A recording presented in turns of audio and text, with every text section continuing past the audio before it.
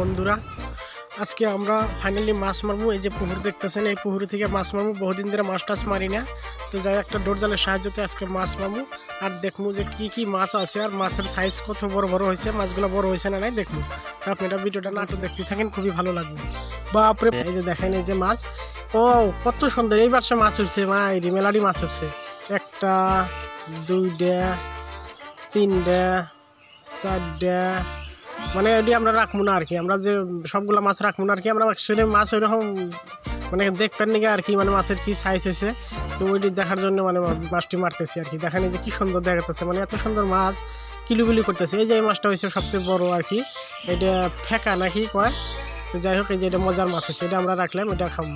এই যে দেখেন এই যে বালতির মধ্যে দাফাদাফি পারতেছে।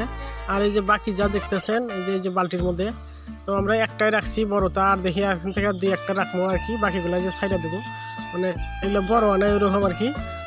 তো এই যে দেখতেছেন এই যে আপনাদের ভিডিওটা দেখার জন্য ধন্যবাদ। তো ভিডিও মহিদুল ভাইকে আমি এডিট করে দিয়েছিলাম, মাঝখানে মানে আন্ধার হয়ে গেছিলো, এই হিসাবে। তো নেক্সট টাইমে আর এই ধরনের ভিডিও পাবেন না। তো আপনাদের আমি ভালো ভিডিও দেওয়ার চেষ্টা করবো, আপনারা দেখতে থাকেন, সাপোর্ট করেন, লাইক শেয়ার কমেন্টটা করেন, আর সাবস্ক্রাইবটা করে রাখেন। কী ধরনের ভিডিও লাগবো আমাকে কমেন্টে জানাইন আপনারা, তাহলে সে আমি বুঝবো যে আপনি করে এই ধরনের ভিডিও লাগে। তো আগের ভিডিওটি আসলে ওগুলো সব মানে কী কারণে একটা ডিলিট করে দিছি আর কি।